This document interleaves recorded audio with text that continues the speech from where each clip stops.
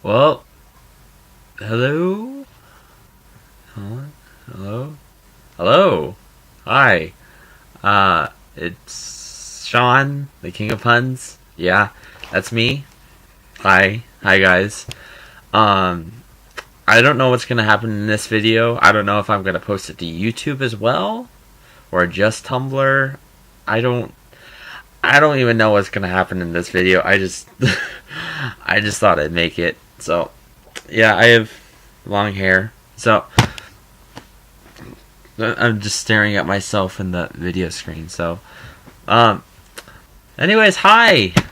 How are you guys? How you guys doing? Doing great? Great? Awesome. Okay, I don't know what I'm gonna talk about. I don't know what I'm gonna say. I don't even know what the fuck I'm gonna do. But I do want to talk about my writing. Because that was, like, one thing I was thinking about. Like, I want to make a video, but I don't know what about. So I think I'm just going to talk about my writing or something. And whatever else the fuck comes up. But some of you already know I do writing, a lot of writing. I'm aspiring to be a novelist. Or a published novelist, I guess you could say, or author, whatever term you want to use. I wish I brought water, because I'm kind of thirsty. Anyways, yeah, I have like 5 books in the works. I know I'm making myself seem really interesting. And a lot of you girls are probably like, oh my god, he's so sexy. Look at that face. Oh god, his voice is so sexy. Yeah, and I have a bit of a pedo mustache. I'm sorry about that. It just keeps coming back. I try to shave it off, but it's just like, nope. I'm gonna stay here, you little shit. But, yeah. My foot's falling asleep. That's okay. It's like numb. But I keep all of my writing ideas in this journal right here. I got this either 11th grade or 12th grade, and my shirt button just came undone. That's great. That reminds me, I was like fucking at my uncle's house today. I was just playing with my cousins. They're like fucking one of them's almost 6 years old, and she's like the best ever. She's like the best person ever, and she's so funny, and I play with her all the time, and she's great. I'm trying to corrupt her a little bit, because my uncle is, no offense to you religious people, no offense, but like my uncle is kind of the crazy religious type, like the people that's not the type of religious people that aren't in support of equal rights for men and women and gay rights, stuff like that. You know what I mean. Okay, but I've been trying to sneak her life lessons and stuff like that, and it's the best. But anyways, yeah, this writing journal, I think I got it back in 11th grade, start of 11th grade or 12th grade, one of the two. But I put all my writing ideas in here. Like, if I have a writing idea, I put it in here. I've gotten this far into it, out of this much. So, yeah, I kind of have a lot. I also actually have a few drawings in here. Like, Lauren. Ha. Say hi, Lauren. Yeah, I have like 5 drawings of Lauren in here. Another one which is kind of, got a few more. I also got a fucking map of Bay Area where I live. Another one which I drew in the foundation course for my college thing. I know I can't. I'm trying to hold it up as best as I can, but it's like, nope, I'm not working right now. Yeah. And I literally, I'm not sure what I'm talking about right now. I'm literally just improvising everything I say. I also got a fucking map for the Bay Area. I got it for about $6, $7, something like that. Down at my local CVS pharmacy. I think it's that. Yeah. Oh, don't tell me. Okay, but it's so cool because like I'm building my book around it in a sense. It's one of my books. The book I have the most writing in right now, and like this is a map of the downtown San Francisco, and up right here is like Chinatown, which is where most of the trip parts take place in so far, anyways. That's where I think it's gonna happen. And so I'm like, oh, dude, look at this map. That's perfect. Because I like having physical things. If I just look it up on the net, it doesn't have the same magic to it. I don't know what that means, but whatever, I guess. But fuck it, I won't go in. I'll just do that later. Ow. Fucking legs hurting, so just gotta rearrange it. Oh, there's Thor. There's another picture of Lauren. But I'm just gonna, yeah. This guy, he's a commander, and the reason why he has an eye patch is because I fucked up on the eye, and I didn't have an eraser. So I'm like, you know what? Let's give him an eye patch, and I made him into a guy in my dystopian novel, which was for NaNoWriMo. So you can see NaNoWriMo. But I never finished it because some stuff happened this month that you guys know. Girl broke up with me, and some bad shit happened afterwards, and it was pretty bad. I got pretty pissed and sad, and I just couldn't write for the life of me. Anyways, here's another picture of Lauren, which was modeled after my friend Gabby. It looks kind of too supermodel-y in a sense. I don't know. Oh, my fucking leg. Ow. Leg's like just going crazy right now. And yeah, I have like 3 others, but I'm just too lazy right now. But I'm just gonna move my laptop. No, I don't know what I'm doing. Okay, shit, what was I gonna say? I'm gonna say a thing. What I'd like to do is actually read excerpts from my novel, like all of my novels on here, because I really want more of an audience. I mean, I have a lot of people reading it, but it would be like really super nice to have more people reading it, just because I gain motivation when people read it and you're like, oh my god, that was really good, well done, bravo, or like, dude, you gotta, there was a mistake here that contradicted this with this, so you might want to fix that. And like having like 70 eyes on the thing, it helps. But I have another book that I've been trying to write with a friend, and originally I was going to write it with my friend Kaylee, but some stuff happened and we basically gave up on that. Then I tried writing it with Jenna, my ex-girlfriend that broke up with me this month. And then she broke up with me, and things ended badly. But nothing has been written yet, except for one chapter which I wrote. So I kind of want to write it with someone else. So if someone else wants to help me write it, you can just be like, I volunteer. I want to be friends with you. I want your Skype information. I want to Skype every night with you, and we can write and stuff. And yeah, I want to do that. Or if you guys just want to read my books, like I only have 2 with a lot of stuff in it. There's my dystopian novel, which I just call it dystopian novel because it doesn't have a title yet, and The Painter and the Writer, which is my main thing. And a lot of people are like, what's The Painter and the Writer about? You can't tell me a description of it? There's a thing behind that. It's like, I'm terrible at explaining things, like, that I've done personally. Like, personally that I've written, that I've thought of, that I've... You know what I mean? Without going into excruciatingly deep detail. But I managed to come up with a summary, and I guess I don't really want to read it. I'm just gonna summarize it really quick, or I'll try to anyways.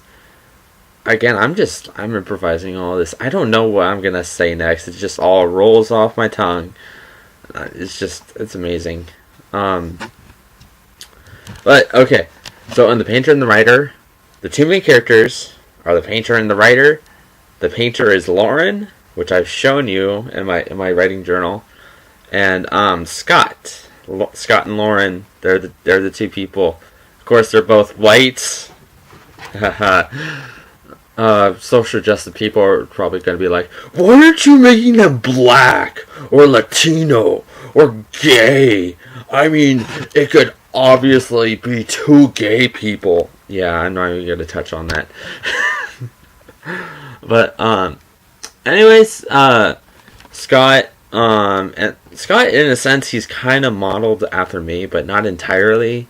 He's the type of guy who's this book is written from their perspectives.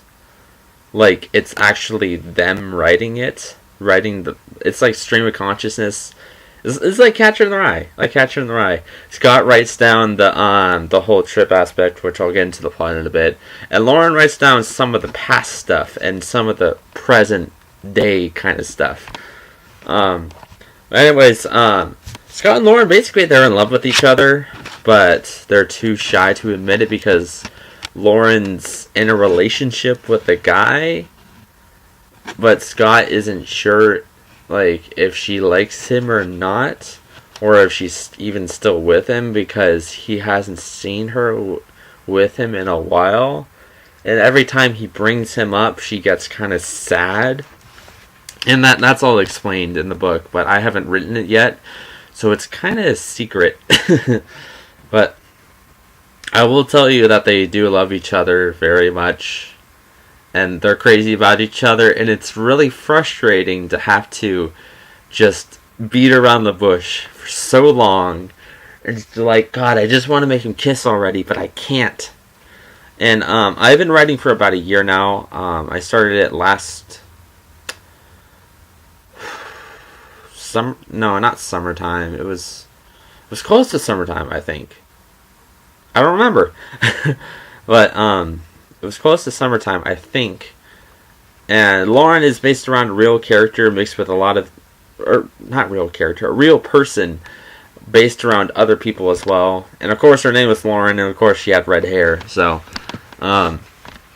but anyways, I'm gonna continue on. I have about 48,000 words. That's a lot. Wow. I've been writing for about a year and a half now, and I love it. I also have 2 extra chapters, and if I add those 2 in, I'm probably over 50,000 words, something like that. I was thinking I'm just gonna I was thinking about cheating in NaNoWriMo just because I wanted a physical copy of my book, but you know, that's not right. Anyways, Scott and Lauren, they live together with Scott's mom because Lauren's parents died in a car crash when she was young, when she was like about 1 year old or something like that. She got put into adoption for quite a while, and then in either elementary school or middle school, I'm not sure, I forget, but one of those two, she meets Scott, and Scott becomes really close friends with her, and then Scott learns that she doesn't have a family or a home to go back to. Like, she does have the orphanage, but not like a loving family, you know what I mean?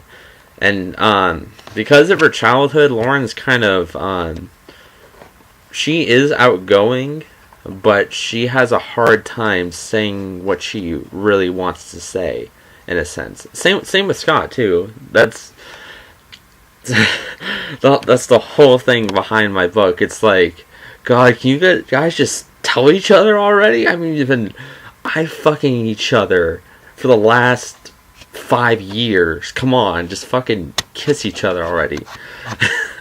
And that's the basic stuff. And like, and the sort of present day stuff, the whole trip thing. Basically, they live here in Santa Cruz. That's where I live. But every year, half a year or so, they go up to San Francisco, and they just explore the city and just like have fun and go on shopping sprees, explore, because San Francisco is like their favorite city ever. That was kind of gross. Felt a little bit of bile come up my throat. That was gross. You probably didn't want to hear that. But they go on this trip with Scott's mom every year, but Scott's mom couldn't come because of reasons that are divulged in the book. But anyways, shit happens. It happens over the course of a few days. The truth comes out eventually.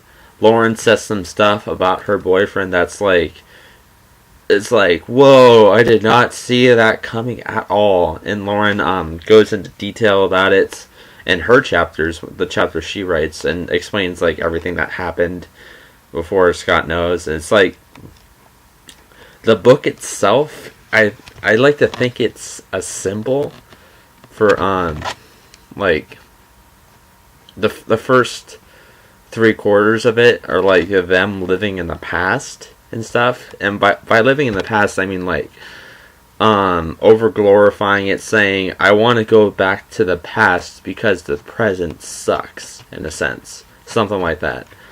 And in the end, they'll of course like they'll be able to live in the present and stop being able to over glorify the past. Be like, you know what, that stuff is gone. We can't change it. We can't make it better. It happened. Sure, it was good, but we have to get back into the present now. But the whole book is like a symbol like that. It's a whole symbol like, this is what happens if you live in the past for too long. If you hold in your emotions and you don't tell people what's really going on, shit happens and it's not good. And especially if you have two people who have like literally the key definition of true love, have been loving each other for a long time, and they're just they just keep dancing around each other. And it's like, it's ridiculous. But anyways, if that sounds good to you, and if you want to read it, just message me and I'll be like, yeah, I'll send it to you. And thinking about it, I need to make a new tag on my page that just says personal shit.